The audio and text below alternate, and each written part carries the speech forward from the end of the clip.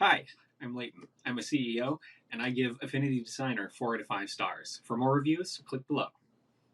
Before Affinity Designer, I and my organization used to use the Adobe suite of products, especially Adobe Illustrator and Photoshop, and these were great, but the nature of the recurring subscriptions, is quite a bit of an expense. Now, there are other options on the market that are open source, such as GIMP and Inkscape, but despite those being free, I think that Affinity is still in a league of its own and more than worth the cost.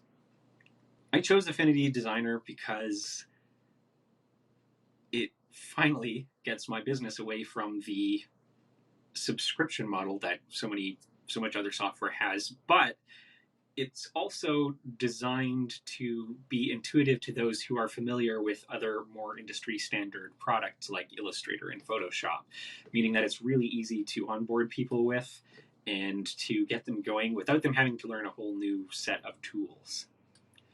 Getting started with Affinity Designer is really simple. You don't need anything but the installer for the application itself. It's simple, it's straightforward.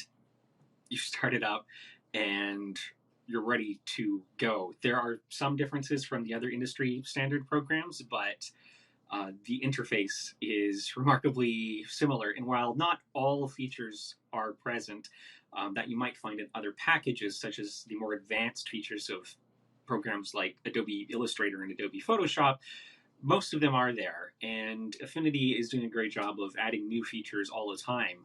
And these updates with these new features are always free. I would recommend Affinity Designer to virtually any business that needs to do graphic design work. There are very few downsides, as the Affinity products are compatible with both opening and exporting popular Adobe phone formats. And